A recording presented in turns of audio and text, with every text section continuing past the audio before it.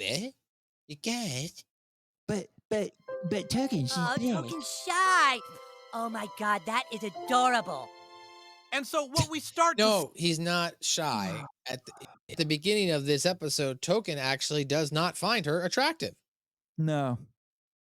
Initially. No, it doesn't have to be that way. Like you saw a lot of that in middle school because it's like we were talking about. That's how kids just felt like it should be because of institutional racism. But like no, especially like now that I live in Atlanta, which is such like a like a black originating, but now like kind of a melting pot, but still like very like you could almost say like it's not black owned, but like just so inherently steeped in black culture. It's like, dude, interracial couples out the wazoo. It's just normal in most places. And now I'm getting too deep with this. This is literally about a bunch of fucking 8-year-olds. I just realized, Matt, in the middle of it, I'm like, oh my God, I'm soapboxing as a fucking white guy. So now I've gotten canceled by both sides. I've gotten canceled by the left because like I'm going the wrong way with it. And also I sound stupid. And then I got canceled by the right because it's like, oh, now he's going to fucking preach.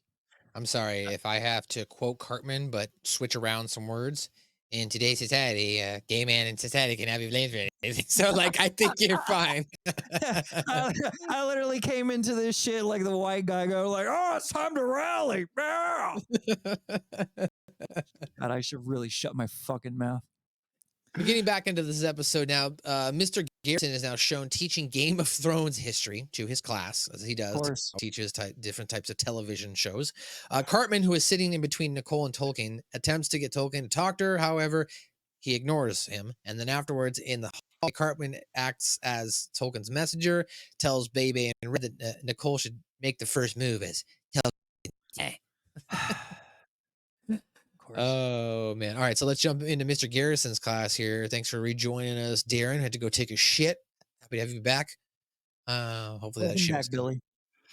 That actually, the storage issue was an issue. It would have cutting me off halfway because my system storage was like right there. Apparently, when I got rid of all the Avid stuff, it like cached everything.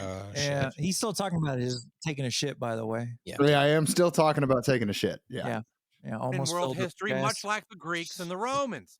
Remember that there were 7 families fighting for control of the land of Westeros. Oh my God. The king of Westeros. The land. I honestly have no idea what this means. I never watched Game of Thrones, so it's good stuff up until like I don't know season 6. Again, can't get past what everyone says. Couldn't get past episode 1. So.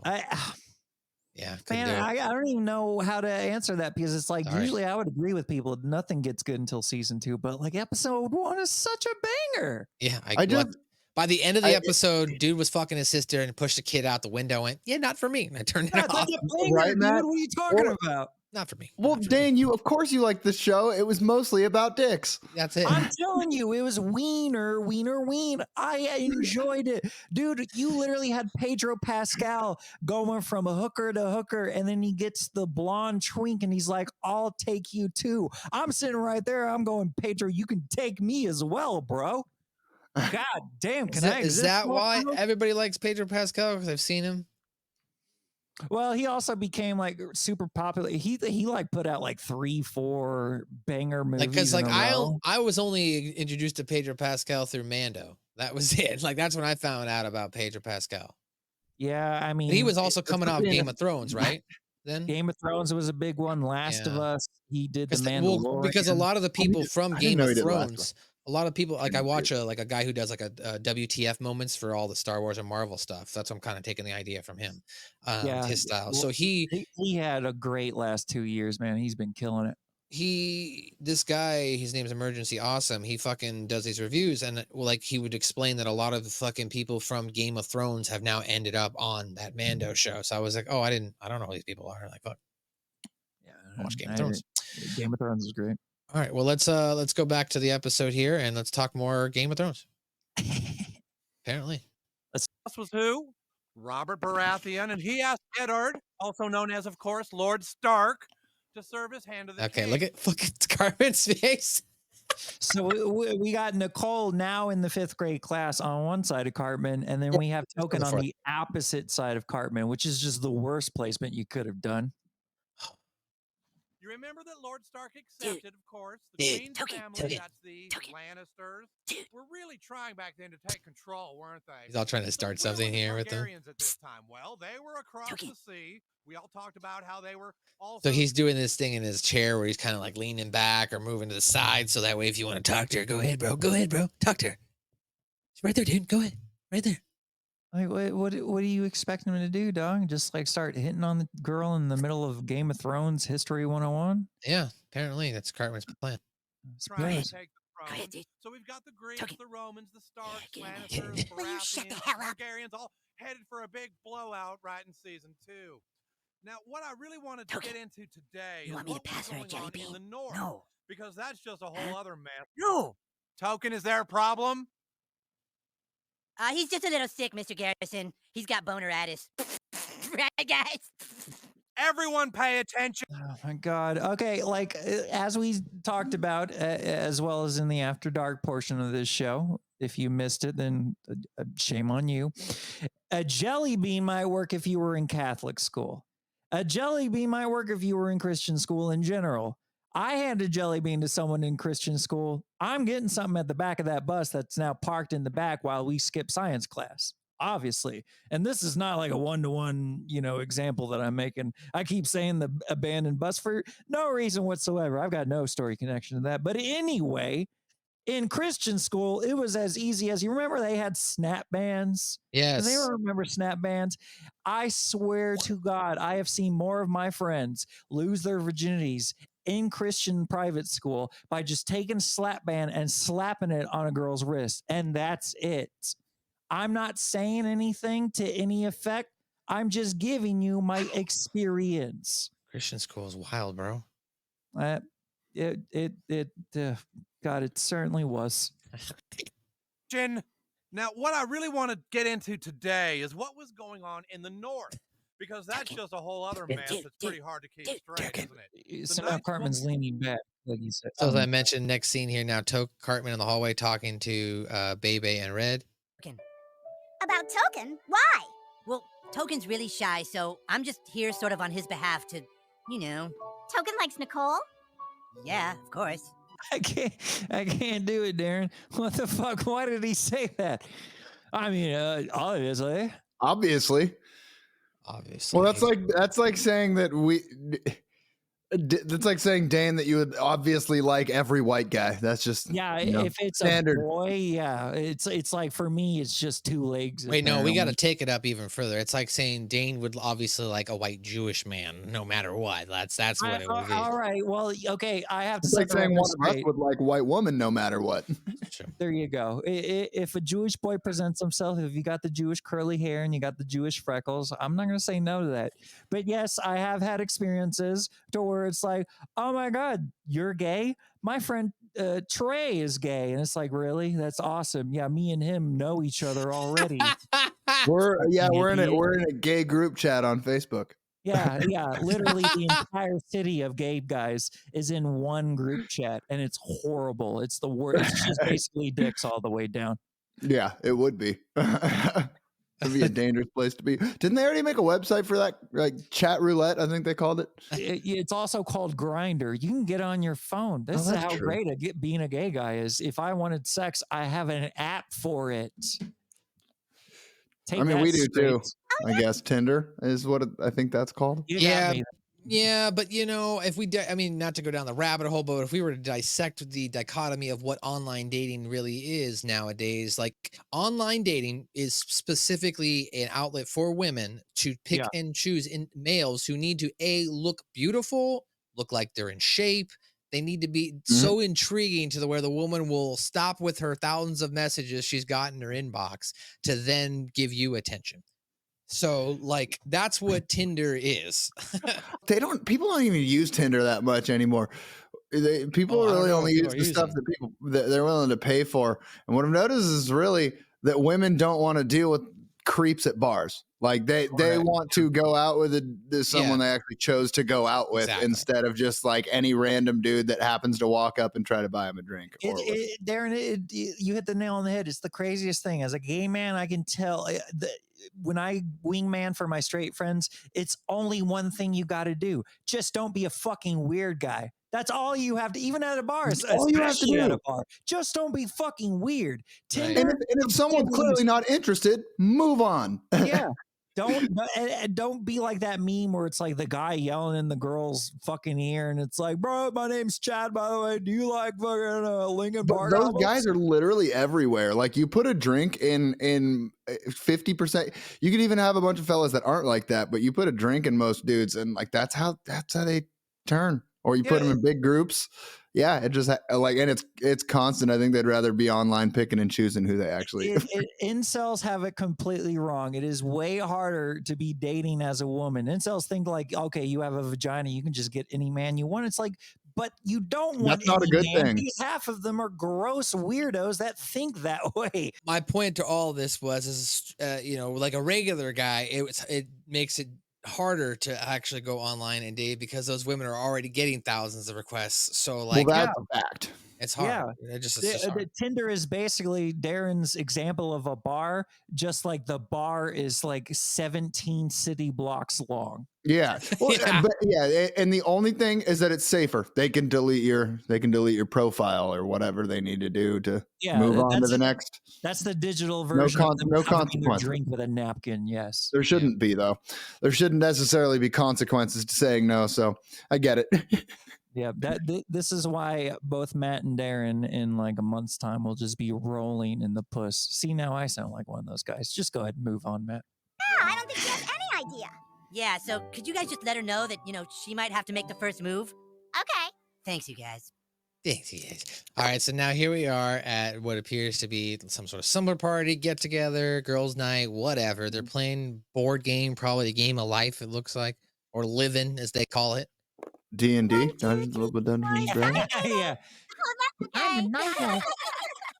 So, Nichole, guess what? One of the boys here already has a crush on you. Oh my gosh. Guys, yeah. That boy Token. Oh, he's really nice, Nichole. I dated him for a little while. I dated him. It's all that good. Doesn't help. Does it? At that age, maybe. I mean, honestly, it shows how like girls don't care about that, but then like guys, wait, hold on a second, bro. You dated her already? I ain't touching that. It's like, who gives a shit, homie? Fuck off. Man code. I don't know about that. I guess it's more like I'd almost say it's the other way around, but it's experience. Maybe, but like from my point of view, it's more about emotional depth. This podcast is really deep, by the way. It's more about, this is a South Park episode we're talking about. This is why you come to SMB. We dissect South Park episodes like no one else on the internet. We're talking about facts, homie. To me, it's more about emotional depth. It's like, okay, if you dated a girl for a few years or like you even like a couple months but got real into it, yeah, I'm not touching that with a 30-foot pole, homie. But if it's like one of these situations where like, I dated Token for a week, it didn't really work out, I'm like, all right, well, just tell me what his likes and dislikes are and what I should watch out for. I think I froze. There you go. You froze and it was like the perfect like orgasm face. It was ice cold, Matt. It was ice cold. It was. Oh shit, I'm freezing again. He froze again, but now he's just smiling. That's a great thing. You look a little bit like Vernola. I don't know what is going on with my internet right now. It's weird. I don't have anything else open but this. So yeah, edit all of this out. But now I'm flashing. It's so weird. I don't see, like now it. You're flashing, right? Yeah, I am. And you guys can't see it. It's just me, right? Oh yeah, it's fucking weird, right? Oh, can I just like do this? If Dan's flashing us, I definitely can't see it. Like it must be StreamYard, like not the actual program itself. StreamYard's been having some weird fucking issues the last couple of weeks. Like since they said that they had like maintenance or server problems, it's like, dude, are you still having those issues and you're just not telling anybody because you want money? It's like, what? Yup. Yeah, you got it. That's the one. That's it. Motherfucker. Give me money now. Money, please. So yes, say, give me monies. Right. So getting back to South Park, Lola, Baby, Nichole, Wendy, Red, and Jenny there are shown playing the game Living, a board game at Baby's house. Baby and the other girls tell Nichole that Tolkien likes her. However, she reveals that she likes Kyle. This angers Cartman as he watches through a window, perceiving Kyle as in the way of Tolkien and Nicole's relationship. That's the greatest sentence ever, which angers Cartman, who's watching through a window. Sometimes afterwards, the girls are then once again cheering. However, Cartman interrupts them and pulls Nichole aside. And this is where it gets really good. Cartman tells her that he and Kyle are a couple, but that Kyle is not out yet and to stay away from my man, bitch. Yeah, he does the perfect finger snap. I mean, look, he's into Jewish guys too. Oh, okay. So let's go ahead and we'll jump forward here, as I mentioned, with Nichole and all the craziness here. So here's Cartman now. What? Nichole loves Kyle. Nichole and Kyle sitting in a tree. Kissong. Shut up, you Kiss guys. on. It's just a crush. Kissong. Kiss-ong. Kiss-ong. Kiss-ong. That's what they spelled. I mean, I think it's adorable that she likes Kyle. That's really cute. That is cute. Motherfucker. Cartman does not. We are cows, proud and true. Come on, South Park, moo, moo, moo. Go cows! Hey, Nichole, right? Yeah. Could I talk to you for a second? Just for a second, right over here. Just for a second, right over here. Okay.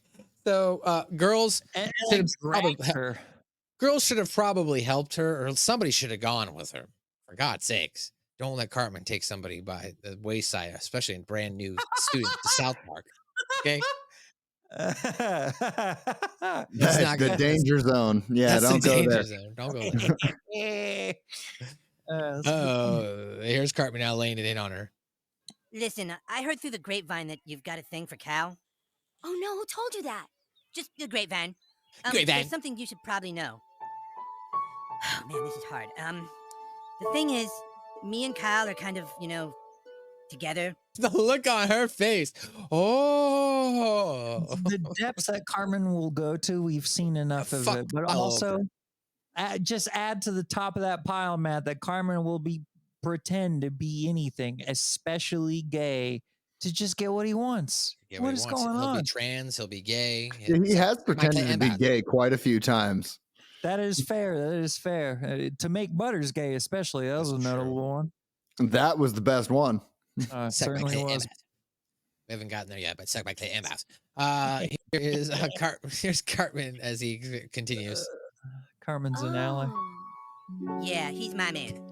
I'm more out than Kyle is, but it sucks because he acts like we're not a couple at school because he's embarrassed, but we get home and he's the best boyfriend I've ever had. Oh, man. How hard was it for him to say this? It doesn't seem like it was all that hard, but man. No, my boy's a psychopath. That means he's a good actor. Oh, my God. That was it. It gets home. Best thing I've ever had. Best boyfriend I've ever had.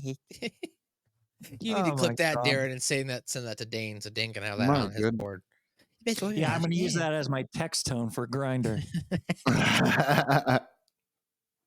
Wow, I'm sorry. I totally respect that. Hey, thanks a lot for telling me. Cool. Just, don't touch me because I'm not into girls, so it kind of grosses me out. Oh, I'm sorry. Dude, full commitment, though, to the bit, though.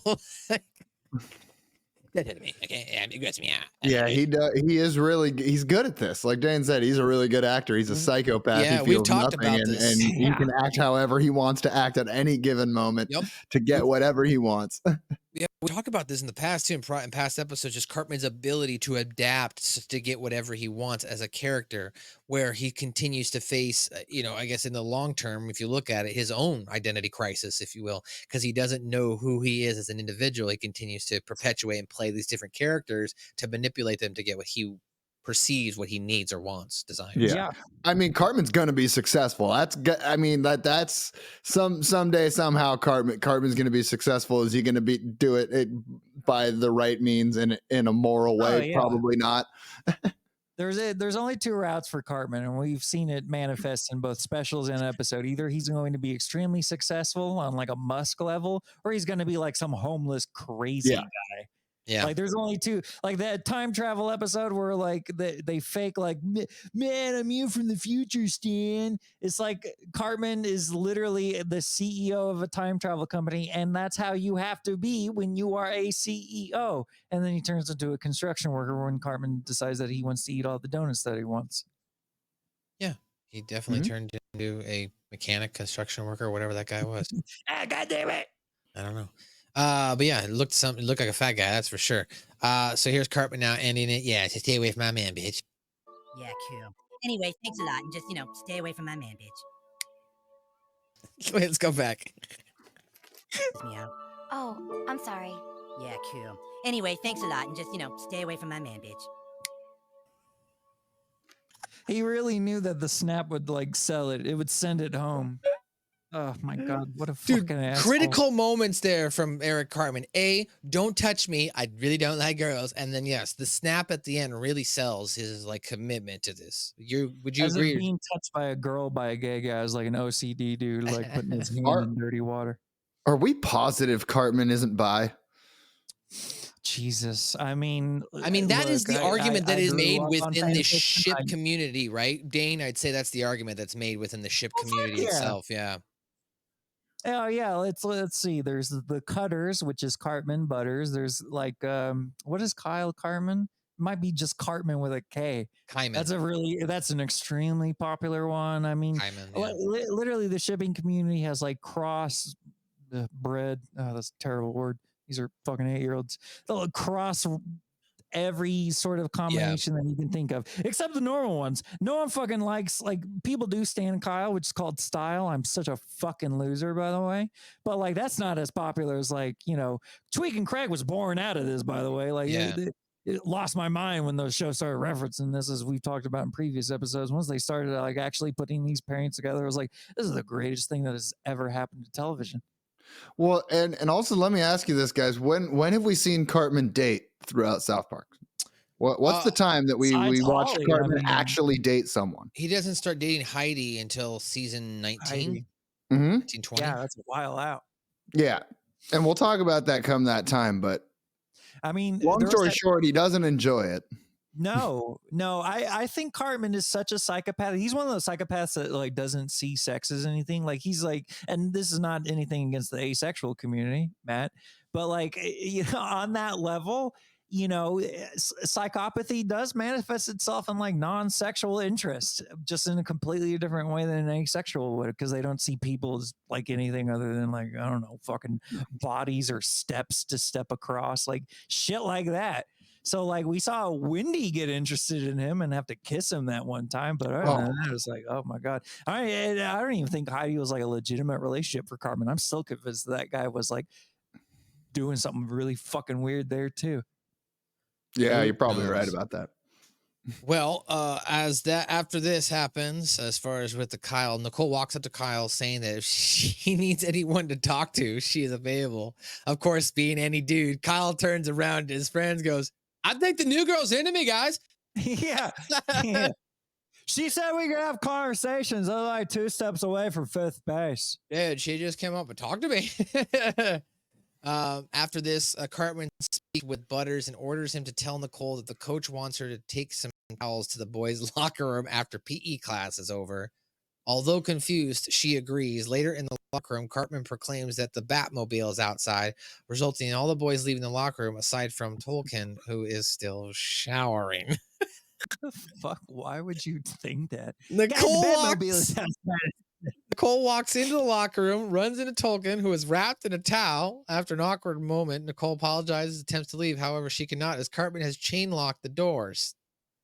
Tolkien attempts to comfort Nichole, who is frightened, and they later discover a deli platter, massage oil, board games, and grape soda. And the very next day, the fireman saves them by freeing them, and then Cartman is in tears as he sees that Tolkien and Nichole have now come together, and he begins to talk to Cupid Me, which is an imaginary Cupid version of himself, and they congratulate each other on getting Nichole and Tolkien together. Christ, not Cupid Me. Cupid Me, okay. yes. First off, shout out to Cupid meme, one of our #1 most short video evers on fucking TikTok with 500,000 views of Cartman jacking himself off. But go ahead. Oh, all right. When I used to show my friends this show and got them into it, especially my ex, it's like they loved everything about South Park without having to know anything about it beforehand. But every time that fucking episode would come out, oh my God, we had to skip it. I even tap out at that episode. I cannot watch Cartman do that on the fucking toilet to a literal tiny version of himself. I can't do it, Matt. I can't. That is a level I cannot cross. He's jerking off to himself. I mean, that's some psycho shit. It just makes too much sense as the greatest character that has ever been created because everything just combines. It's like Homelander on fucking The Boys. Like who wants to fuck himself. You know what I mean? No, I'm not. I need to watch The Boys, and I assume that that's true. Everything about Homelander screams Cartman, but I didn't with mean to spoil it. I'm sorry. I should have said spoiler warning. That was from That's last not a season. Spoiler. I know Homelander kills a bunch of people. I know Homelander is basically like, I don't know, blonde and blue-eyed, but it is not a spoiler to think that a Homelander wants to have sex with himself. That just makes sense to me. And of course, there are superheroes who can, mutate to look like anyone. Stop. So no, this doesn't have stop. Yeah. Please so don't. he regularly gets his dick sucked by himself, quote unquote. Anyway, The Boys is fucked up. You know what I mean? They take it there. They're fucking out there. Guy fucking shrinks himself down to have sex with another man so he can go inside of his penis, and then accidentally explodes or goes big, and then the guy dies because he gets big from inside of his penis and eviscerates his whole body. That's how season 3 started. It started off with that. We weren't even fucking expecting it. All of a sudden, you just see this guy inside something, and like you just see it pans back to another guy going, and you're like, oh, it's like this other superhero inside of another super, and then all of a sudden he sneezes and goes giant, and fucking the other guy dies, and you're just like, and that's blood goes everywhere. That show's so fucking graphic. It's ridiculous. If they wanted to reboot the Avengers, that's probably the way you'd have to do it. I mean, basically, they go, here's some superheroes, and how can we fucking take it to the next level every fucking season? Doesn't that show literally start, the first scene is like a guy that's basically the Flash runs into someone's girlfriend and explodes her? Yep, exactly. Literally, it's the main character of the show because he becomes obviously anti these fucking superheroes as he and his girlfriend are fucking stepping off the curb. She steps off the curb first, and the fucking Flash guy runs right through her. So that's how the fucking show starts, and it only continues to go crazier from there. That's what I'm saying. I haven't even started season 4. It just dropped. Apparently, it's nuts already. So, where is this at, man? I need to see this. Amazon Prime. All right, I just finished Fallout. Start that up, and I'm telling you, it's a great show. You're gonna be like, what the fuck? Are they hour-longs? I think they're 45 minutes. All right, that's fine. Dane, you may know the answer to this. So when the gays immigrated from France in the late 30s, I believe it was, correct? Yeah. More like 27, 28, but sure. Okay. Well, I had heard that you had all had to be fit on the one. Of course, you weren't alive at this time, but your ancestors, the aliens. My gay sisters, yes. We're all packed onto one large door, kind of like the Titanic situation, where you kind of had to fit onto it. Sure. Yeah. Well, that was the case. Well, with gay guys, if you get them hard enough, you can almost stack them up like Legos. So you would think it would be like a really big door, but it was a normal sized door with at least 10,000 gay men. Like kind of like that children's story of the dude that wore a bunch of hats. It's just that, but with dicks. I mean, there was the Nino. I almost spit my coffee out, Dane. We had the Mayflowers, we had the Nino, the Pinto, the Santa Maria, and then we had the gay guys come over on a giant door called the Jeremy. We're just riding on the Jeremy over here. Jeremy, shut the fuck up. Well, so it wasn't a larger door, so it wasn't a French door. We took Jeremy. No, it's like it was more like one half of one of those barnyard doors that kind of slide. Yeah, see that chick from the Titanic was full of shit then.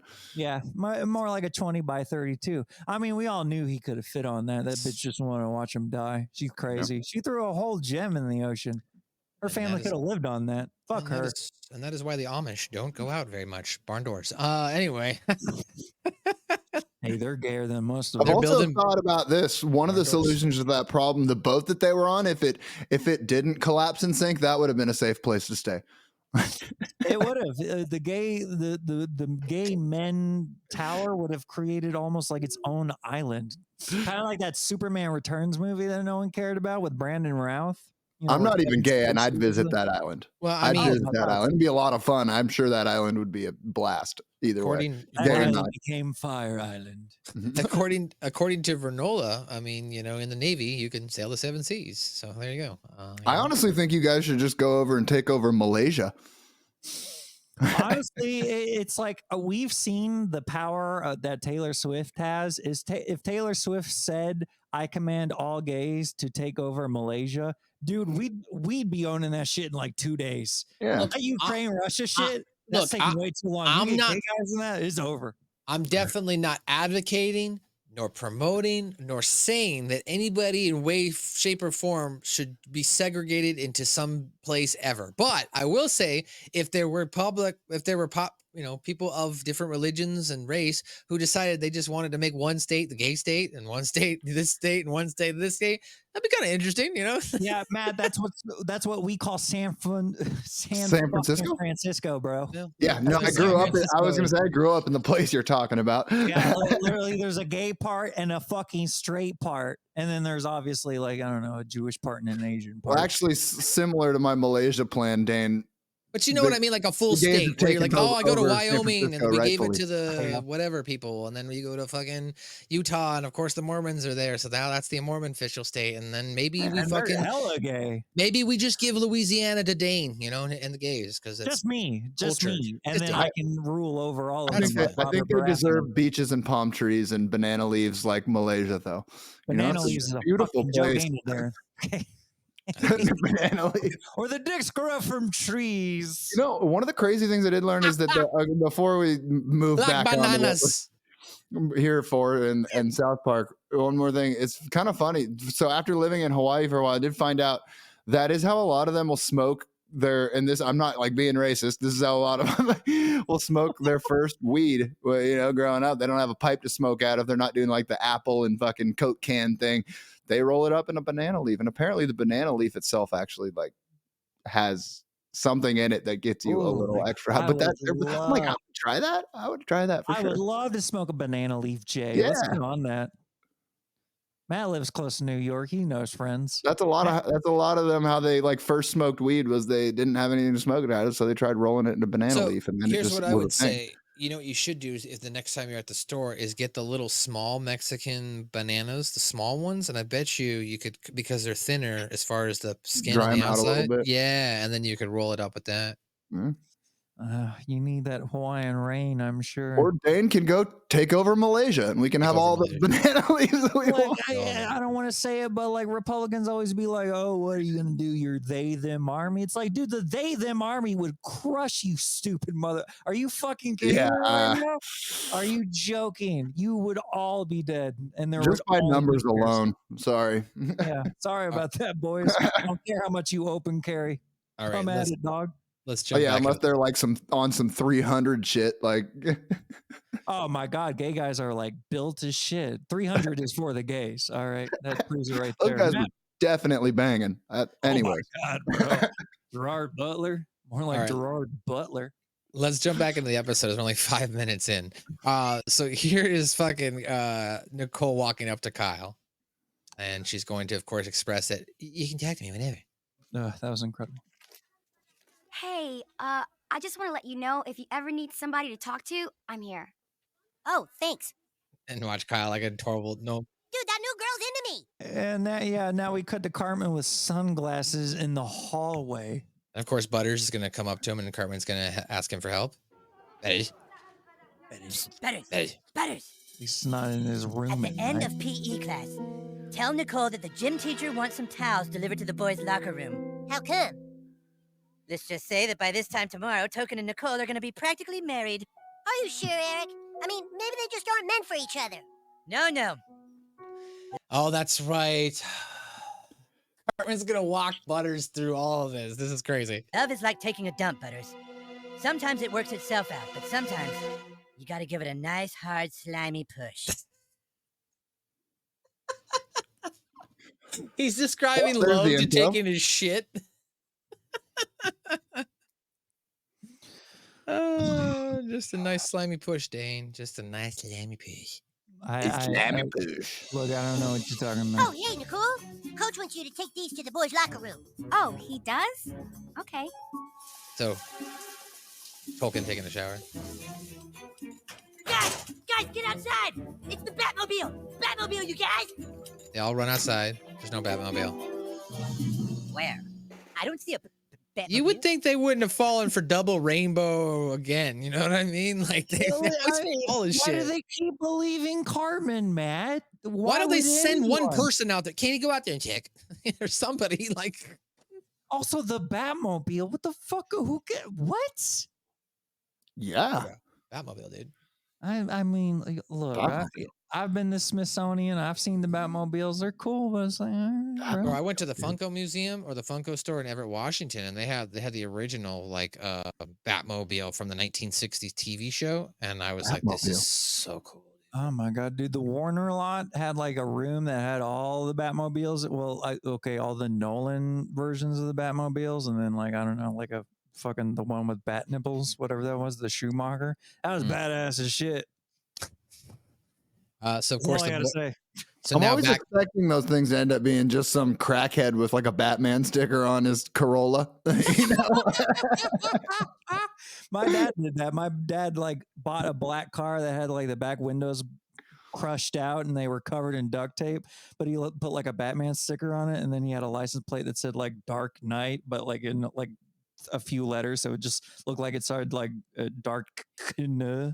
Putting trash bags over your window doesn't make you Batman, I don't think.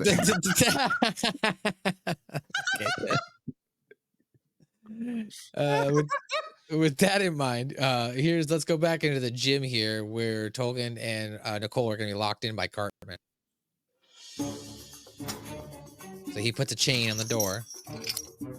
Hello? Ah! Oh gosh, I'm so sorry. Where is everybody? What's going on? Coach wanted me to. That would be some spooky shit. You come out of the shower and all your friends are gone, and now there's a chick in the. I mean, you'd be like, "What the fuck's going on?" That would be mortifying. PE would be so fucking awful if that happened. It'd be so scary. You're like, "What the fuck's going on?" I'm sorry. She tries to leave, but it's locked, and all the boys and everybody's left. Hey guys, hold up. So now Kyle, he's gonna walk up to the girls, and now all the girls are gonna like think he's gay. So now they're starting to just be like, "Oh, okay, cool." So they're just treating him nicely and shit. So Kyle interprets this as, "Dude, I think all the chicks are into me now." Hey, this is actually kind of what it was like when I like first came. I knew I was gay when I was 6, but when I came out, it was like in middle school, and immediately it's like, oh my god, thank God we feel comfortable. I went to the mall. I got Chinese food with girls. People that didn't know I was gay was looking at me like, oh my god, dude, what the fuck are you doing? Are you this much of a stud? And I played into it. I was like, yeah, it's the dimples, bro. Yeah. What was your answer? Absolutely. Oh, fuck yeah, dog. Oh, shit, yeah. We're going to PacSun, going to fucking Old Navy, buying jeans together. They're inviting me to their house. We're watching Repo, the genetic opera, and they're asking me which bra looks better. I'm like, bro, we in this shit right now, dude. Does PacSun still exist? No. I used to buy all my shit for PacSun, homie. Oh my god, PacSun was great. I think I think there might be some independent ones still left. I think there's still one in Tempe Marketplace in Arizona, actually. That would make sense. Because PacSun, yeah. I wanted to shit on PacSun. Darren's right. PacSun was the shit. Dane, I made the mistake of accidentally watching a clip which led me down the rabbit hole of the show Vanderpump Rules. Stop it. Oh God, why? I don't know, but then I sat there and watched 3 hours of their reunion special because these people were just yelling at each other and hating each other, and I'm high as fuck, and it was so entertaining. You fucking cheated on me! Fuck you! I'm just like, whoa. People don't understand, like, the fucking, you can take the Real Housewives any way you want, but like you get into shit like Southern Hospitality and Selling Sunset, there's an addictive property of white women being angry at each other. It's just so fucking cool. It's awesome.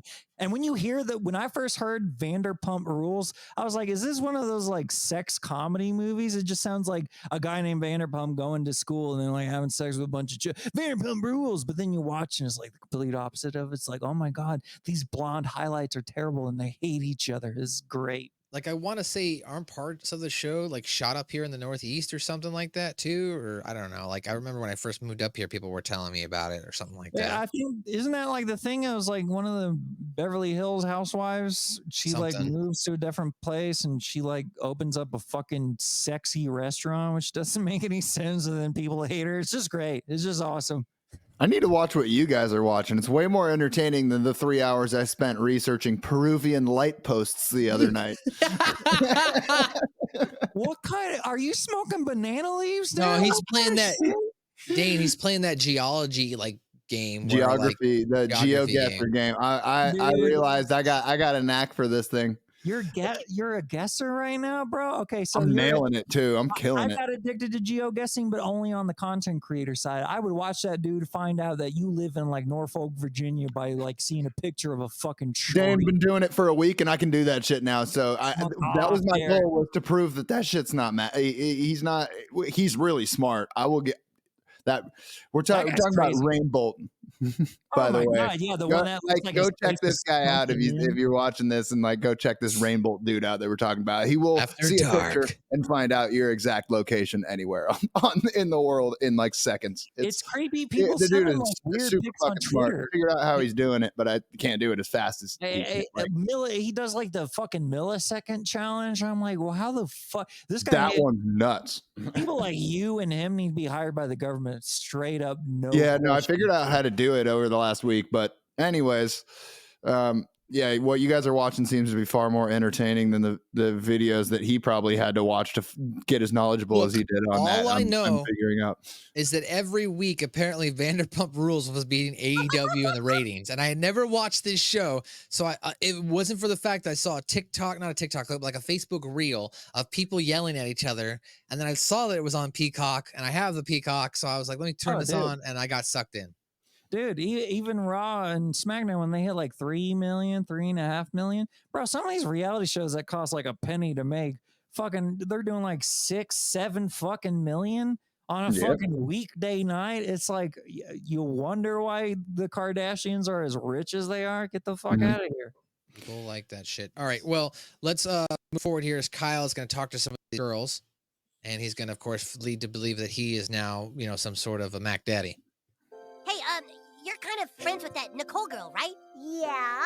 Well, what kind of stuff does she like? Do you know? She likes movies, cats. She likes basketball. Oh, cool. She likes basketball? That's perfect. Thanks, you guys. Well, hey, Kyle. We were going to head over to the mall. You want to go with us? Oh, can't right now, but maybe another time. See ya. Guess he has a crush on Nichole. No, he's gay. I don't think so. I heard Kyle swings for the same team. Really? It's perfect. I got excited. I can take her to a basketball game. Man, I don't know what's happening, but it seems like all the girls are kind of into me lately. Super true. I got invited to so much fucking shit. You really do get popular if you're a gay guy in school. That's just straight up facts. In Christian school, you have to hide it, and that was kind of weird. But like in fucking middle school, oh my God, dude. And I found like fucking popularity out the ass just by liking ass. Well, it sucks that they think he's gay in this situation, because in the real world, I guarantee you, straight dude walks up and asks the girl's friends that to find out what kinds of things she likes, because he's going to ask her out. Her friends are already telling her, like, yeah, you need to say yes to this guy, because nobody fucking does that. There was this great little viral video, Darren, that I watched one time where it was like, this black guy was like doing a TikTok video where he's like, the tip to get any girl, act a little fruity, and then he would just walk up to girls on the street and he'd be like, hey girlfriend, you're really cute, you want to go out sometime, let me get your number. And it's like, that seems manipulative, but there is a thing to where it's like, it is actually it's super manipulative. They're fucking gay, but there is a thing where it's like, if you're in touch with that feminine side, that does actually you have to. That's not a fucking that's it is true. I do know how to like compliment women very well just by doing that. I'll just be like, oh damn girl, look at your dress today. You look so fine. Like, it's not a little fruity, Why and that's not? why Matt is fuckable. Yeah. Joe Vernola is super fruity. That's why Joe Vernola is super fuckable. Darren, you're a little fruity. That's why. Okay, I watched 10 Darren, you dress well. You love baseball. You fucking make music. You got a good decor. I got purple lights. I got purple lights. I watched 10 seasons of Project Runway. So yeah, there you go. 10 seasons of, and that half of it was just Tyra Banks titties. Dane, I told my friend before we started, because it was like 5 or 10 minutes past when I said we were supposed to start. I was like, oh, the gay guy's just being gay. Just because you were in the process of saying something. Yeah, if you ever had once we get on serious, when you have to make like producer editor notes, it's like, all right, 30 minutes to 36 minutes, the gay guy being gay. Save that to a disc. So here's now Nichole and Tolkien trying to get out of the locked locker room. Hey, in here! You think the janitors are still here? Don't worry, it's gonna be okay. We've got water, and maybe somebody even left some food laying around. They did. Come on. That's fucking weird that Tolkien gets that. Look, somebody left a deli platter, and board games, and massage oil. Oh. Also, Matt, the thing that is not called out here is that Cartman left a cold bottle of grape juice. One bottle, but it's fucking grape juice. Like, I think it's grape soda. I think it's the same thing. Yeah. Never noticed that. Grape soda is even worse because it's like, worse. Okay, well, where's the chicken basket, you fucking asshole? But chicken baskets isn't fancy enough, so he just, he chilled a bottle of grape soda. What a one bottle. That's so funny, though. It's a chilled bottle, one bottle, like champagne, but it's grape soda. That's so funny, though. What a fucking asshole. Imagine them pouring that into some Dixie cups. Pulling it out. Dude, I mean, I don't know about the grape soda, but can Cartman be my wingman? Because I'd be happy if I like went on a date and I came back to my place and all of a sudden there's just this whole setup that looks like I went through all this. Oh, bro. Minus the racism. Yeah, it's pretty good. Minus the racism, of course. Well, a little, I don't get offended easily. I wouldn't mind a little bit of racism towards my race as long as it came with like a bunch of chocolates and maybe a bottle of champagne and stuff. He can be a little racist. Oh, yeah. It's like Matt coming home and it's like, okay, there's some chocolates, some champagne, some rose petals, a chicken carbonara.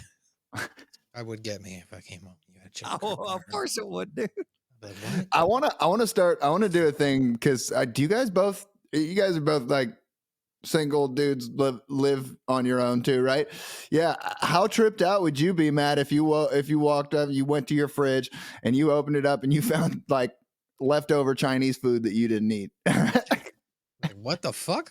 That's what you got to do. Is you got to, when you go to visit your other single buddies, just try to sneak in some like leftover food into their fridge that they didn't eat and see how fucking confused they get. Couple scented candles and leave a spaghetti and meatball for Matt. Like half a pizza and then just what the fuck? I will admit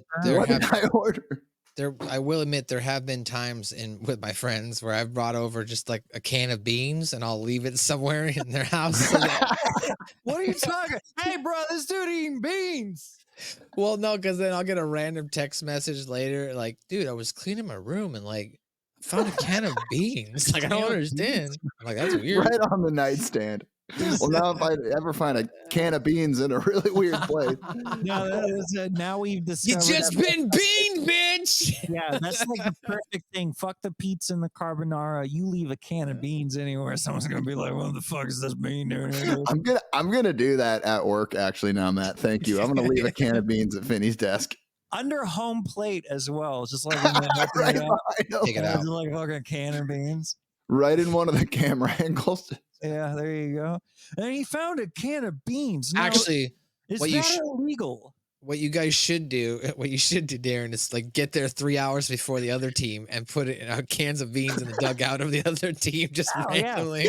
Every game, so that it just eventually starts circulating, and the teams and players, as they move around, start talking to each other. Like, did you get a can of beans at the Rainiers? Yeah, are we sponsored by Frank's Beans now, dude? What the fuck is dude, this, Matt? That's actually genius. Just beat him, dude. We might make the news for that one. Just beat him. Just beat him. Just leave him like beans in the dugout again, dude. I'm getting free now, homie. Everyone on their way to the. But you got to make sure. You got to also make sure you don't get beans that can be opened up like without a can opener. Don't let them open up the beans. It has to be beans. To see one of them just pull it out and start chowing on the beans. Yeah. Oh, hey, those beans again, man. Bean gods have fucking blessed us this day, dude. Yeah, a couple of years later, you got players showing up to the stadium like, if there's not a can of beans. I don't play. Yeah, now it's like one of those baseball things where it's like, oh my god, it's an omen. If there's a can of beans, we're winning. If there's no can of beans, oh my god, we're losing, dude. So here's them continuing in the locker room, Nichole and Tolkien. Good. And he talks about the massage oil. That's good. So they let them out. They survived the night. Well, that was sure an interesting night. It sure was. Hey, thanks a lot for making me feel safe in there. That could have been really scary. Yeah. Now that it's over, I guess it was kind of fun. Yeah, it kind of was. Cartman in the background pops up. I don't know. Maybe we should get some lunch tomorrow. Oh my god, so cute. And he's crying. He's fucking crying from the bushes. From the bushes. Who's cried from a bush? I don't know. I'd like that. Moses? Cool. Well, amazing. He parted it. Thanks again. Oh my god. Here he comes, Dane, your favorite. We did it, Eric. We found them each other's ray of sunshine. You're my ray of sunshine, Cupid me.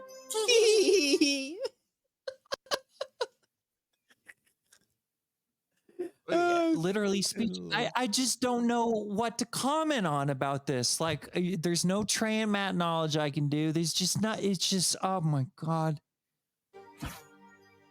Why? Because. Oh, that's right. I forgot. Okay, let me explain this. Okay, so while a song is playing now, the two are shown doing various activities together while Cartman spies on them. During this, Cartman plants a teddy bear on Nicole's house steps as well as Tolkien's house steps. Kyle is shown walking through the hallways while all the girls he passes by begin smiling and whispering. So yeah, Cartman is gonna sing this, and that's it. By the moon and the stars of life, I'll be there. I'll be there. I see the question. I should also note that if you're watching this on YouTube, we're going to edit a lot of this out for copyright reasons. But if you're listening on fucking podcast, here we go. In your eyes, I know what's weighing on your mind. Your man. They're seen walking through the corridor here in the park, the school, or whatever at their school grounds. You can be sure. Now they're eating, of course, at the famous Cafe Monet. Cafe Monet. I really wish that was a real place. I want to go there. Yeah, like in South Park. Nice. Like in South Park. I believe it is. In South Park. Just not there. Yeah. I know my heart. Cartman in the background. I stand beside you. He leaves a teddy bear now on the steps, as I mentioned. Through the years, every cry of happy. And now we see Cartman here, shooting off some invisible cupids to Nichole. And now, of course, same thing happens at Tolkien's house. He gets a blue teddy bear. Though I make mistakes, I never break your heart. All right, here we come. The banger. Here comes the chorus. Covers that are better than the original for $100. By the moon and the stars in the sky, I'll be there. Breaks into fucking Nicole's house and reads her diary. Sees a passage about Tolkien and cries. This is fucked, man. There's nothing romantic. Kyle, of course, sitting here at lunch, and all the girls are talking about him.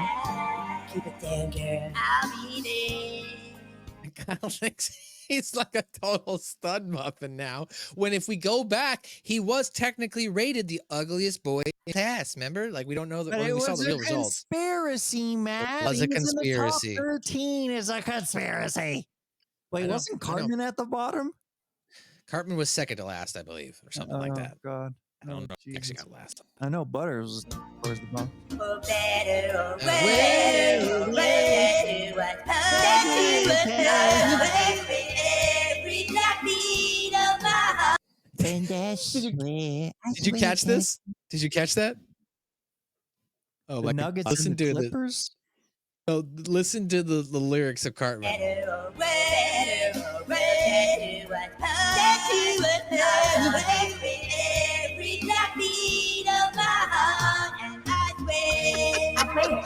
Did he say? Did you hear it? My heart. Yes. The black beat of my heart. I've never noticed that. That motherfucker, man. The black. Jeez. Cartman. What do you? What do you expect? More? He sang a whole song about minorities at a water park. Are you shocked? That's true. No, nothing would shock me. Nothing is shocking. Yeah, but it is still shocking. Nothing is shocking, but everything is shocking when it comes to Cartman. I don't know how to explain it. It's just genius. That's fair. It makes you mad. It's so good. God damn it. Fucking trans. Because it makes you laugh. You're just like, oh, yep, there it goes again. Yep. It's super racist, but I laughed and didn't even notice. The black beat of my heart. I ain't never noticed that. Oh my God. Yeah, how much does he smoke?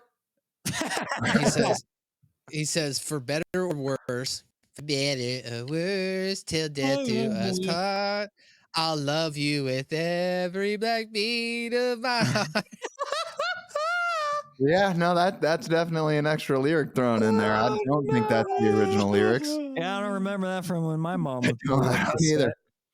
Yeah. And that's where I swear straight up.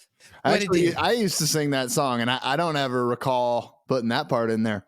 Now, Darren, go to karaoke night and just throw that in there and just see if anyone knows. Okay, first off, though, let's look at this picture I just noticed. How does Nichole not notice Cartman there in the background? He's wearing a cowboy hat. Dude, he's been looking through her window for like half the episode, so we have never noticed. He's a master of disguise. He's like a hitman. There's Cartman again. He's in the background on the log ride. Back of their log ride. All right, she's flipping through. Yeah, I swear.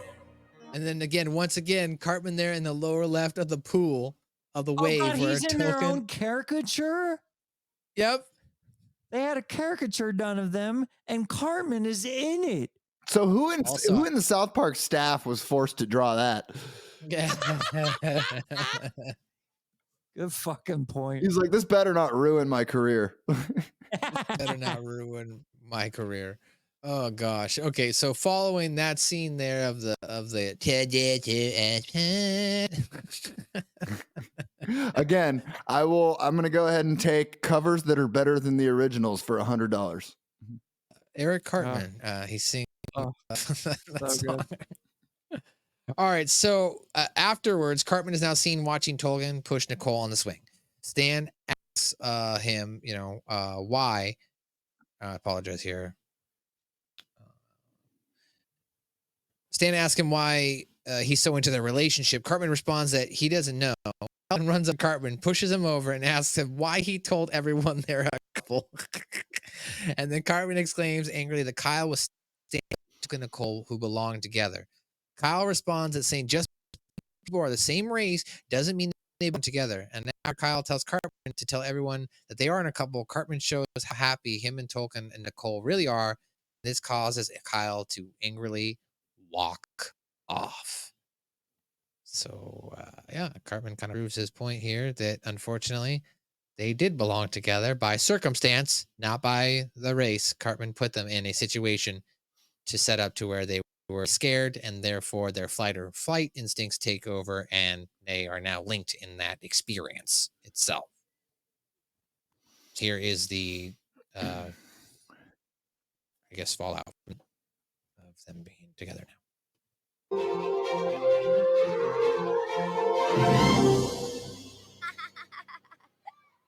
Did you see that? Token was gonna push her, but then he tickled her instead. Dude, why are you so into their relationship? I don't know. It's just so perfect. So this is also, I think, a commentary on society, right? How society itself gets so invested with these relationships where they think people are meant to be together, whether it be race, religion, or status quo of your celebrity status. Yeah. Yeah, I'll make a point of this when we do our like end of show wrap up. But this whole episode is like literally the perfect example of one singular thing that I think everybody fucking does, and it just like encapsulates it. It's Kyle, it's Token and Nichole, it's what Cartman is doing. It's just like everything just leads to one thing that this episode is about. That's a nice little teaser. You motherfucker! Ah, Kyle, Jesus Christ! What the hell? Cartman just got fucking nailed by Kyle. Not in a gay way either. The new girl liked me, and so you lied to her. Motherfucker! Ah, Oh. Kyle, Jesus Christ! What the hell are you doing telling people that Dude, we're that's a gay hit. couple? Oh, heard that through the grapevine, did you? Yeah, The yeah, new yeah. girl liked me, and so you lied to All her. right, well, the Broncos have Somebody their had to new. intervene, Cal. You Yeah. were standing in the way of Token and That's Nichole. an RB They right belong there, together. dude. Just because two people are the same race doesn't mean they belong together, you fat racist piece of fucking garbage! I'm a racist, huh? I'm a racist. It's how nature works, Kyle. Look. Oh, that's right. Cartman is going to go It's through how the gambit. nature. Cartman is going to go through the gambit. Go ahead. I'm a racist. That's just how nature works. Yeah, that's No, what it's Cartman fucking said. racist. Never mind. He's saying that them being together because they're black is how nature works, but Oh, geez, my Right. is that how nature Look. works? So here's Cartman. He's going to cite examples of couples he's put together that were the same race. Wait a minute. He's done this more than once? Yeah, that's what I'm trying to get to. So here's how his examples. Is it a coincidence they ended up together? Actually, I heard they're together because they got locked in the school gym overnight a few months ago. Oh, did they? I hadn't heard about that. That was us, remember, Eric? Shh, quiet, Cupid me. What? Nothing. Keep it me. Who is Cupid me? Nobody. You were gonna tell everyone. That's Nobody. so weird he said that out loud. Out loud, yeah. Who's giving me? Good Lord. That you lied and that we aren't a couple. Why, Kyle? So you can try and ruin things for Token and Nichole? Look at how happy they are. Is it that you want to ruin that, or are you just homophobic?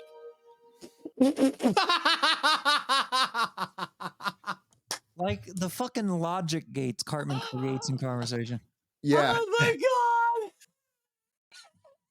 Like, what do you respond with, Matt? I don't know. That's so good, though. It's so bad. It's so good. That's why you got nothing to say. You got no That's why comeback, and Cartman even is a CEO. He's a future politician. He's a president. It's like, what the And of fuck do course- you say to that? Kyle doesn't have a comeback. God damn it! He just walks out angrily. Or Dane, like you said, Cartman could, or as we both said, end up a crackhead in Ukraine or something. I don't know. Oh, yeah. There's only two paths for him: the most powerful person in the world, or like a crazy homeless guy that craps himself. Yeah.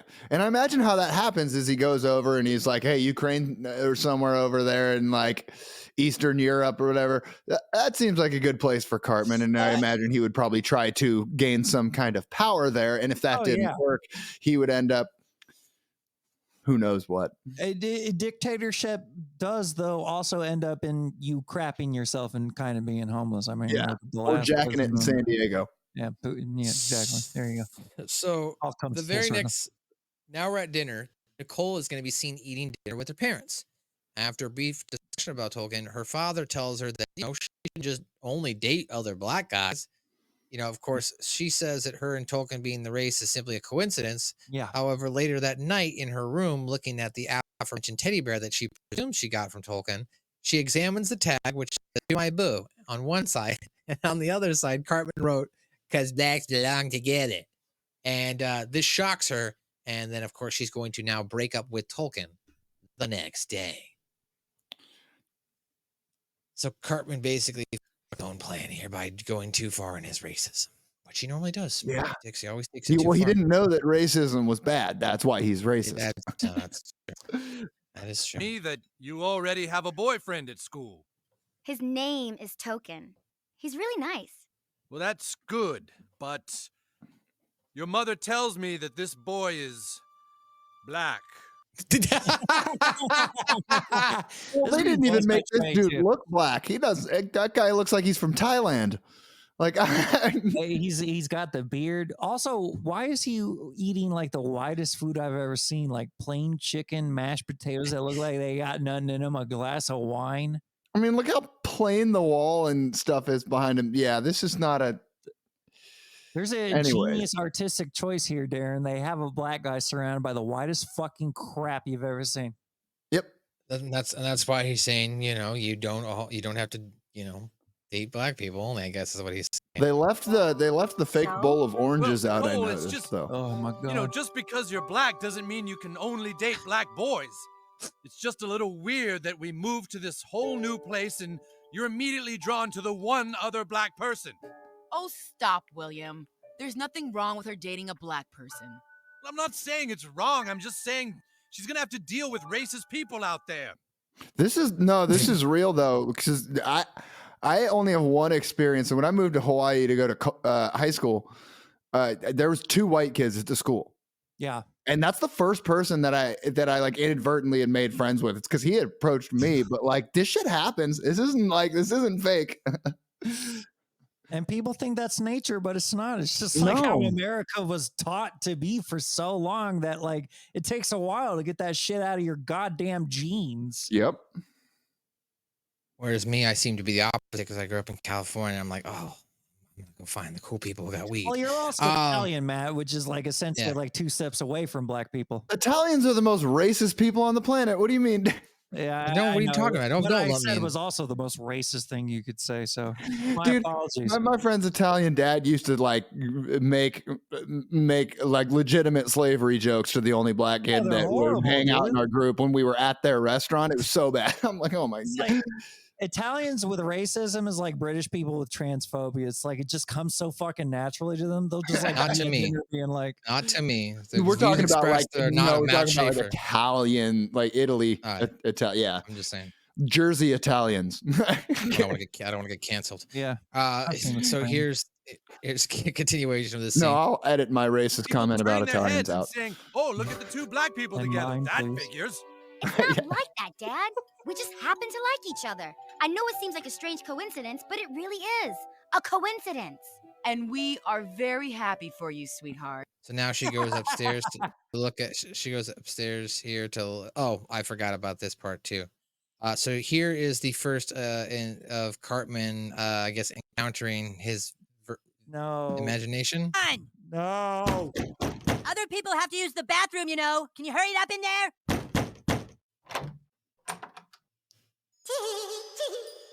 Jesus Christ, Cupid, me, you giving birth in there? Sorry. That's Cupid, me? Sick, what the fuck have you been eating? Dude, at least flush the toilet. Oh, it's cute. It's little chocolate hearts. That's Fudgy Charms Extension. You're my Fudgy Charmer, Sunshine. Come here, you. Just watching Cartman act like that is too funny. I just don't know, man. He's so delusional. I know. Let's watch him as his mom is even kind of in shock here what she sees. I'm gonna get you. I almost got you. Almost. Everything okay, sweetie? Everything's great, Mom. Now come back here and flush the toilet, you silly. Oh my god! Does anybody else feel like after reviewing so many of these episodes, and I'm sure Matt more than anybody, that it just gets so dark when you realize the path that Cartman goes down? You realize you're watching like the most probably intense mental health story in cinema and TV that I've ever seen.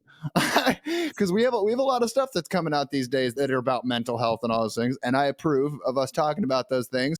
But this This has been going on for a long time, and watching them back to back and reviewing so many of them, like, damn, Cartman's story is just dark. He like goes crazy over time. You couldn't do a dissertation on Cartman. You would have to do like a fucking 11-volume set on the channel. That should be like the final, like once you're done with all the episodes, we'll do a full dissertation on Cartman. Oh, dude, it would be great. We should actually like bring in legit psychologists and be like, we okay, should show them clips and be like, what is your medical opinion on this? That's actually a really good idea, Dane. We'll roll with that down the line. Let's table that. Here's Nichole at night with the teddy bear. Aw, our little teddy. To my boo. And then she turns it over and it says cut. All right, I'm done. Oh my god. I'm out. I'm not even I can't even. Who wants to read it? It says who wants to read it for the podcast? Folks, for the folks at home, if you didn't bring your reading glasses to this week's episode, it says, "'Cause blacks belong together." On the teddy bear that Cartman gave. On the teddy bear. It's so bad. Now I wish I could erase those words out of my mouth. Yeah, you could never. I would never put that voice out of myself saying those words out on the internet. Absolutely fucking not. I took one for the team. Thanks, so here's Nichole breaking up with him. Oh. I'm so sorry. It's just, I don't believe we're really on the same page, you know? Okay. I think you're really great. I think you're really great. I'm sorry. Yeah. I'm sorry too. I'll see you around. Okay. Oh, poor At T. least Token was emotionally mature about it. Oh, poor T. God. Of course, this just eviscerated Cartman. Oh, he's done. He's so emotionally invested in this. It's not fair. And I believe Butters is there with him. So happy. Do we have? Yep, Butters. Holding his hand at bedside.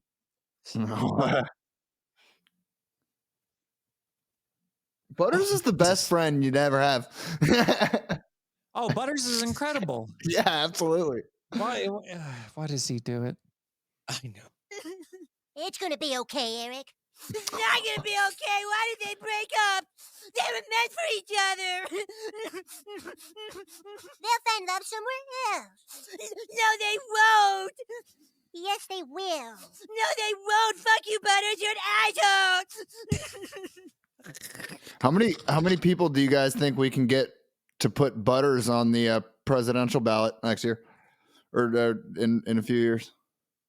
I don't know. That'd be a good question.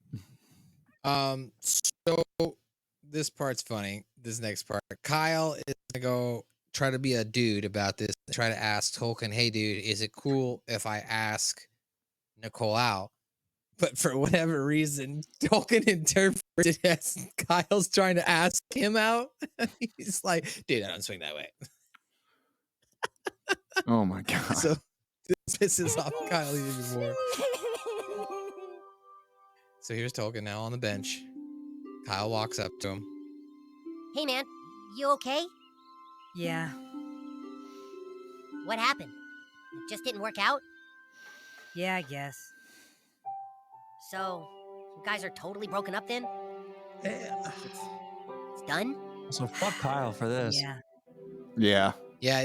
It's kind of a dick move, and Yeah, Kyle this has isn't cool though. Kyle does kind of create a pattern, and especially with Cartman and Heidi too, where he seems to try and get the girl at whatever cost. You know. Jew. So then she's gonna be seeing. I knew people? you were gonna say that too. She's sort of available. Yeah, we're through. So theoretically, if someone was to step in, it would be okay. I'm sorry, Kyle. I like girls. Huh? Dude, what the fuck?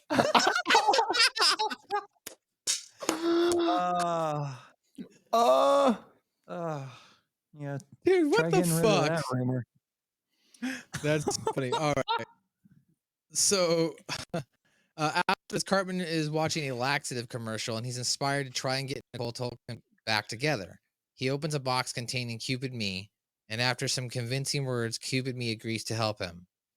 Later, he knocks on Nicole's door asking to speak with her. However, her father, she went to a basketball game with a nice little white Jewish boy. Of course, Cartman then knows it's Kyle, so he begins to rush to the game. And at said game, Kyle and Nichole are watching Brad Paisley and sing the national anthem.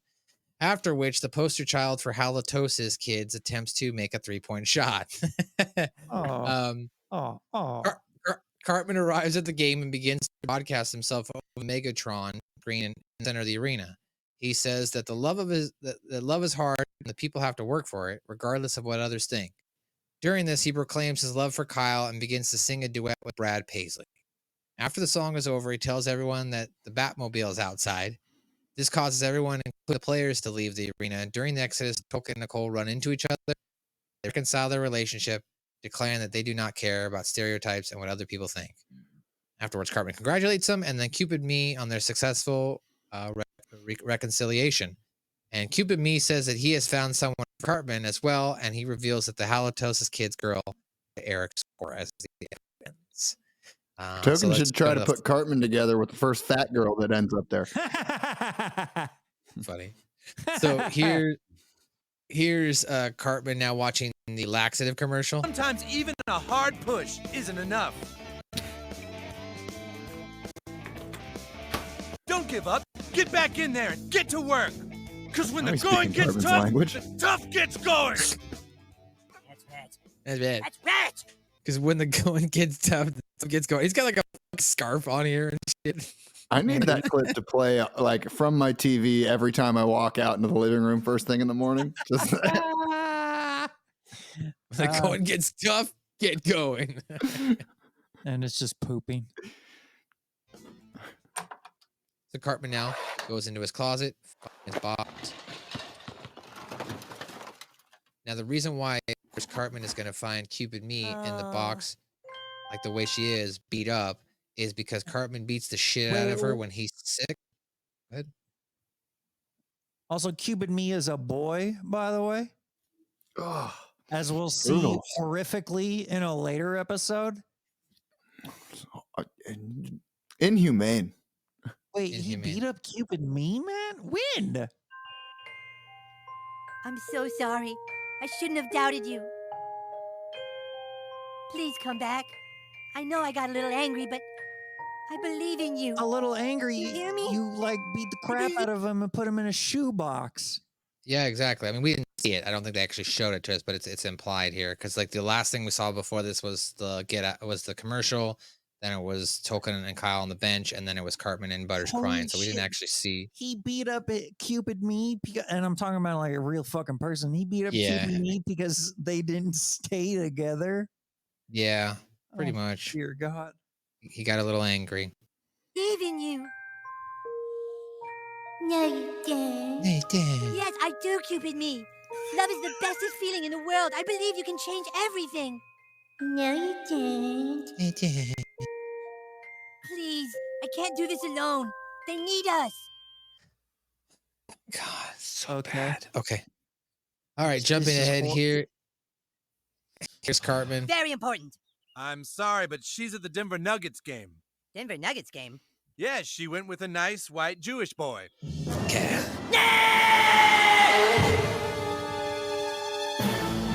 Runs the Nuggets first club game at the Pepsi Center. Welcome to today's matchup between the Denver Nuggets and the Los Angeles Clippers.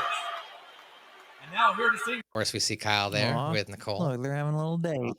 On their first date. The national anthem, country music star Brad Paisley. Brad Paisley now comes out to sing the national anthem. Say, can you see by the dawn's early light what so proudly we hailed at the twilight? Now, that's not Brad Paisley. No, but that's something. Nichole sees on the other side of the stadium with Clyde and Craig, because they probably were trying to cheer him up. Hey, bro, let's get a basketball game. You know what I mean? Light's last gleam, whose broad stripes and bright stars. Kyle. All right, now Cartman here. was Nichole looking like that? She looked surprised and or scared. Did you not see it? Like there's token right there in the audience. So she's upset. Oh, like she's he's worried. with Craig. I didn't even see that shit. Right, like Craig and Clyde. And then here he is. He's so he looks sad, right? Obviously, because she broke up with him. Oh my god. And then after that scene, of course, now she's like, "Oh my god, I'm at the same place as Token." You know what I mean? And then Kyle, of course, he looks over and he's like, "Hey, big smile from Kyle. Yeah. Hey." All right, so here's Cartman now arriving at the Pepsi Center. Nuggets fans, please direct your attention to center court and the president of Halitosis Kids, who invites you to join the Denver Nuggets in the fight against morbid halitosis in children. No. Here to attempt a 3-point shot for adolescents with... Here to attempt a 3-point shot is a young lady who apparently has halitosis. And for those unaware, halitosis means you have really, really bad breath. Wait, it's usually a sign. It's usually is? Yeah, that's what halitosis is. You know that? No, and I'm part-time at a pharmacy, dude. Yeah, so halitosis is an oral health problem where the main symptom is just bad smelling breath. In most cases, find the cause of bad teeth. It's usually the first step toward treating the preventable condition. So basically, it's for people who don't brush their teeth. They can develop halitosis. Oh. Brush your motherfucking teeth. Yes, please. Brush your motherfucking teeth. All right, so here's a halitosis girl. Permanently bad breath is the poster child for halitosis kids, Stacy Muhlenberg. Stacy. She's the poster and child. She misses this week. And a good try. No, they all scatter afterwards. Wait, watch it again. Stacy Muhlenberg. She goes up. Again. There's a shot. Now watch. And a good try. Watch. They all run a camera crew and everybody runs away. The second she's like, bah. Fuck that. All right, now Kyle. Cartman's still Tickets, please. We're all set for the tip-off. They're all set to the game. They're playing here. Got the Denver Nuggets, the Clippers. Attention, please. This is a message for all of you out there who have just ended a relationship. So how did he? Cartman is now going to give, as I mentioned, that heartfelt speech. Yeah, I don't know how he got to the Megatron, the control room really fast. How he got the camera on him without being stopped, bro. Me and Darren would not have let this happen. There's no way this guy would have made it into the control room. That being said, let's. Sometimes love is hard, but you can't just run away from it. No. When you start to have something special, you have to work at it. Even though it might seem like the world is against you, you still have to hold on with both hands. Now, of course, Cartman is going to sing a song with Brad Paisley about Kyle. Don't let society dictate who you can and can't be with. Kyle, I love you, man. You can run all you want. Try to pretend you like girls, but damn it, when we kiss, there's magic. Don't let it go, Cal. I want to hold you every morning and love you every night, Cal. I promise you nothing but love and happiness. Every gay beat in my heart. Now it's every gay beat of my heart. Dude, this would be such he a just banger changes one line. Club. Such a banger at the club. The Batmobile's outside. Seriously, you guys gotta see it. It's the Batmobile. It's outside. What?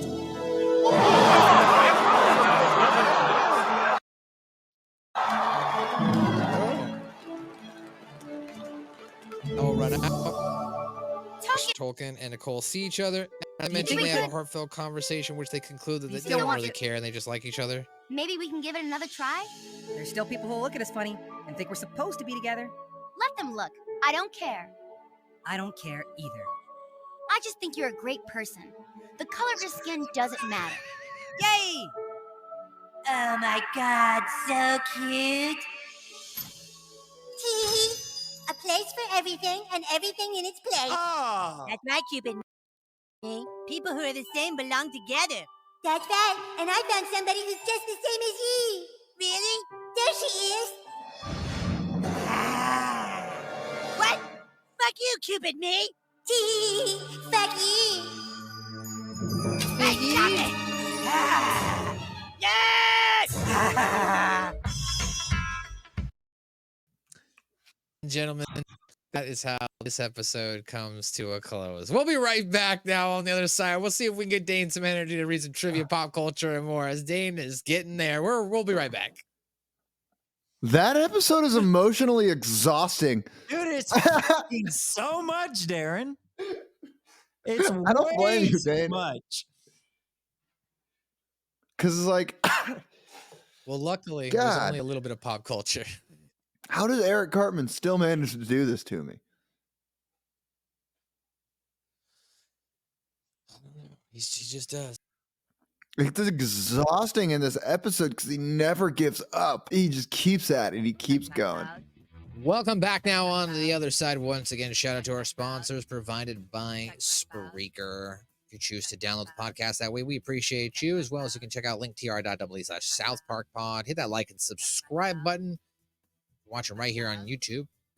Make sure your notifications are turned on so that way you'll know when more content like this and other top takeaway videos drop. But we're back once again. Shout out to, of course, 2000. Oh, wrong button. Shout out to, of course, again, the 2022 Red Rocks Day 1 South Park Trivia Champion, the Dr. Thugonomics, Polyphonics, Punkonomics, and Scooponomics. The trivia God, Joe Vernola. We've got one piece of trivia here, Dane, and that is the debate back and forth throughout the episode is now concluded. It was, in fact, Brad Paisley who voiced himself in this episode. And ladies and gentlemen, that is your trivia. Joe's not here, so it's kind of light this week. So that's your trivia, of course. And ladies and gentlemen, this man likes to bring the pain in the marketing game. He's the guy that lists those picks to get your clicks. Writer, producer, director, on-screen talent. Ladies and gentlemen, the man known as your big old bowl of double baconator. He's going to give you some beef to stroke off. Ladies and gentlemen, Dane.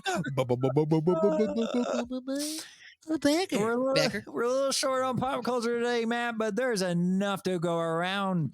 Obviously, when Mr. Garrison is teaching history, he's actually teaching the history of the kingdoms in the TV series Game of Thrones. Lola, Bebe Stevens, Nichole Daniels, Wendy Testaberger, Red, and Jenny Simons are shown playing Living, a board game that closely resembles the game of life. A real version of the board game also appears later on in the locker room, I think with Pictionary too, which is like, how do you play Pictionary with two people? On the wall behind the girls is a poster of The First Unicorn, a parody of the animated movie The Last Unicorn.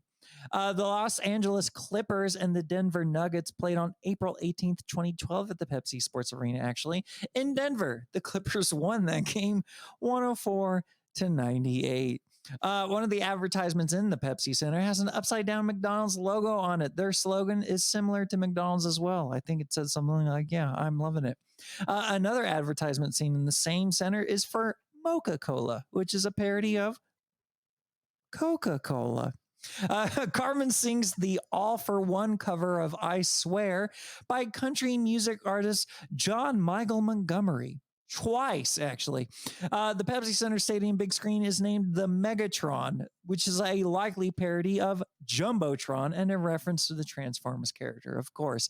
And last but not least, the episode features what I love the most in cinema, the dolly zoom, an unsettling visual effect made popular by Alfred Hitchcock, but also, of course, notably used by Steven Spielberg for the iconic shot in Jaws. The way it's used is that you dolly push the camera forward on a track while also taking the lens and zooming it outwards, which creates a sort of multitude effect to where the subject is coming in, but the background is going out, and vice versa. It occurs when Cartman is told that Nichole went to the basketball game at 17 minutes and 33 seconds in the episode. And that is your references to what, Matt? Pop culture. All right, now let's wrap this up. Some continuity. It's the first appearance of Nichole Daniels and her parents. Lorraine from Butterballs makes a cameo in this episode, as she can be eating lunch alone near the playground wall. She can also be seen while Token Black pushes Nichole Daniels, on the swing, eating lunch alone near the playground wall. This is the second episode in which people are shown to think that Kyle Broflowski and Eric Cartman are a gay couple. This previous occurrence was in tonsil trouble. I'm not just positive. I'm HIV positive. When Wendy says she dated Tolkien for a little while, she is referring to their relationship in Raisins. Cartman again shows signs of failing mental health as he violently attacks Cupid me with a baseball bat, much to Butter's shock. Oh, so I guess they did do that. I must not have got to that scene. So insert that clip right here, Darren. The episode features Cartman's second imaginary character, Cupid me, the first being Mitch Canner. Other episodes where he has made up fictional personalities include In the 1% and 200. And this is the second time Cafe Bonet has been seen during this episode, and the fifth time overall. This is the second time Cafe Bonet has been seen. This is the second time Cafe Bonet has been seen during the season, the fifth time overall. Yeah. Ladies and gentlemen, nice. that is your continuity. Yeah. Dane Becker. Hi. Talk about this episode, buddy.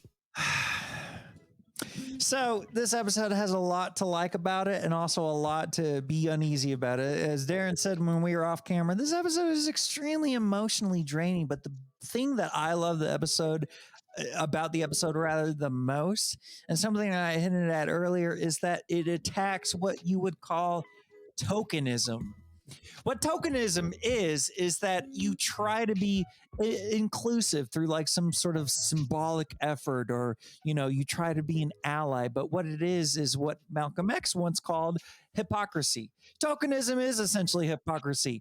Tokenism is that thing that you could call women sometimes do this, to where in the gay community, they tokenize gay couples and they're like, oh, they're so cute. They're so cute. They're so cute. When literally the only thing they think is cute is that they're gay. They do it to black people. They do it to, you know, ace people. Tokenism can be applied to any across the board minority group usually, but also it's just a distinctive category that can be applied to anything. We see it in this episode with black people and gay people.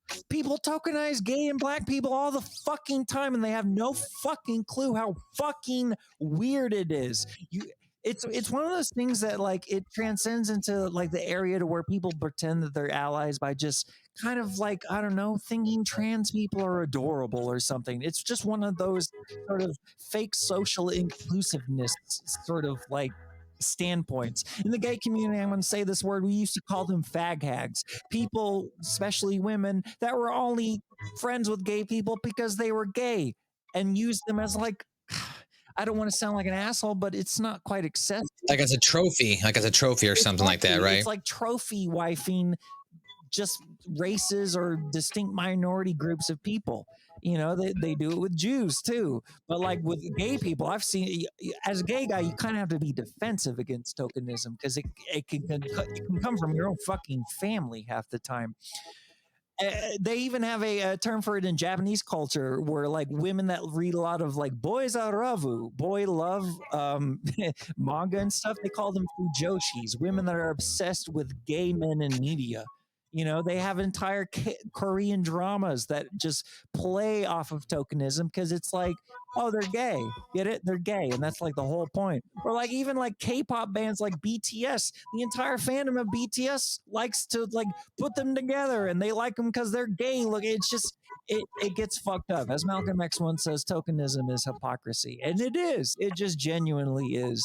And I'm not attacking people that genuinely are allies, but it's a very fine line between that and just liking gay guys because, I don't know, you think about them fucking each other's butts. I don't fucking get it. But that, Matt, that's what I like most about this episode. That was a random rant. It went all over the place. But let me just say that is the perfect thing that I like about this episode, is that it's the encapsulation of tokenism for a guy literally named Token. There's a genius in Trey and Matt's maturity toward the ideas that they created in the earlier 10 seasons or so, and then the things that they turned those things into in the newest 10 or so seasons. You just see all of these things advance maturely into better and better areas. I mean, look at Heidi and Cartman's relationship. That plays on Cartman's entire psychopathy and his entire character base, but also like it advances this whole idea of codependency and abusive relationships, how it doesn't have to be just physical. It can just be addictive. It can be mental. It can be you know, it's fantastic. It's wonderful. You learn something. It's just not parody anymore. So that's what I really, really loved about this episode, Matt. Well said. Well, Mr. Darren Robinson, to share with us, sir, what did you like and or dislike about this episode? I mean, I think Dane kind of hit it on the head with the fact that it is no longer parody. Yeah, that's it's a really funny episode. I wouldn't put it at the top of my episodes as far as comedy goes, but you definitely get a glimpse inside the manipulative mind of Eric Cartman throughout this episode and realize how far he's willing to go, which you see a lot, but in this one, it's just he exhausts his opinion throughout the entire episode. Like he is firm set on it from start to finish. Yeah. And will do absolutely anything to get what he wants. Yeah. As he usually does. But in this episode, I just have a hard time grasping throughout the whole time why in his head, why was it so important to him? Why was he using so much energy for this? And there was actually a mystery behind that in this episode that I kind of enjoyed. I don't get that in a lot of episodes. Usually, you know why Eric Cartman's doing what he's doing and like what his intention is. But this one's like, why is this what strikes his heart? Well, why does this get Eric Cartman's heartstrings? Yeah, they do it in fucking media. They did it in Star Wars. It's like, oh, cool. They're always like background characters, but like they give them all this like might and superpower because they're like black or they're gay. It's like this just feels ungenuine. It's written by a white guy. It's like, does anyone remember the trope of like, and I hate saying this word, but I'm referencing the trope itself, the magical Negro, where it's like Stephen King used to do that shit all the time, and I fucking love him. But like, it's like, oh my god, it's like a background character, but it's like a black person, but the only thing that their character is that they're like a magical black person. It's like, dude, stop. Yeah, cut that shit out. And to add to my favorite things in this episode is the point that they're trying to, the really base level point that they're trying to make, not the subtle stuff that we know they do. And knowing how true it is that as I said earlier, how this is real. Like if you, as you travel around the United States, you do see people of the same race kind of moving towards each other and gravitating towards each other in these groups. And it's not natural. Like Cartman says, what was his line? It's just nature, or that's just how nature works, or whatever he says. Yeah. And it is how nature works to an extent. If you're told things growing up that you shouldn't be told, and which we are. So this is a very real thing that races gravitate towards each other, and that the entire point of this episode is the conversation that she has with Dad when they're having dinner, and he says, "You don't have to date another black." They just genuinely like each other, which it's unfortunately plays into Cartman's fucking racism anyway. Yeah, there's a really simple point to this episode. Cartman's intention isn't that simple, but there's a simple point to this episode. Well said. It's very true. Well said. Well said. I would, and personally myself, when it comes to this episode, I would say this is actually in the bottom half of my episode when it comes to South Park. Yeah. What I think is probably the funniest thing from this episode is probably the toilet commercial laxative scene where when you got to get out, you got to get going to give it a push. Like that. That's funny. I thought that was a nice little comic drop of an advertisement they put in there. But all the other stuff, while Cartman in his ridiculousness is comedic, the episode itself, the plot, the storyline, it's kind of, I don't know. It's as you guys pointed out the episode, a little emotional draining. Yeah. Emotionally draining, cringy at times, almost actually. I will say that Cartman's musical number when he's singing to Kyle is a precious moment from this episode. Absolutely. And I will say from the part that I missed, I did hear you, Matt, in the background saying that neither one of us would let him up on that video board. 100% true. Have no idea how that could possibly even happen, there, dude. But yeah, the controller even put in the fucking heart graphic on top of him. Yeah. Like he must have, like, you know what? Actually, now that I think about it, I know how he got into the control room. Brad Paisley was there, Darren. So Brad Paisley, they probably let him in because he was singing the national anthem. And then Cartman probably convinced Brad Paisley to sing the song with them. And thus they sang the song. There we go. There you go, Matt. Genius. He tokenized He's a manipulator. himself He to would have, Brad yeah. Paisley. He's like, Brad Paisley, I'm gay and I want to talk about my boyfriend. And Brad Paisley tokenized him by being like, oh, that's so sweet that you're gay. I'll let you do it. Great job, Matt. Yep. Yeah, agreed. There you go. And I think it even furthers the point that at the end of these episodes, we needed to do a full breakdown with a clinical psychologist and have him diagnose Eric Cartman live. Yeah. How deep can tokenism go? In that would be an incredible mind? video. Let's have a clinical psychologist diagnose Eric Cartman. We don't even need to wait till the end. We just need to find someone to do it. Fuck yeah. Well, ladies and gentlemen, that's going to do it for another edition of SMB, a South Park review. Coming up next week as we continue on through season 16, it's Sarcastable. What happens when the NFL decides that they've been playing a little too rough? What happens when they're tired of hearing all the parents, all the complaining about injuries and concussions? Well, one man stands above them all, Randy Marsh, and he's going to go ahead and give us a brand new national game. Sarcastable coming up next week on another edition of SMB, a South Park review. Creamy goo time. Creamy goo.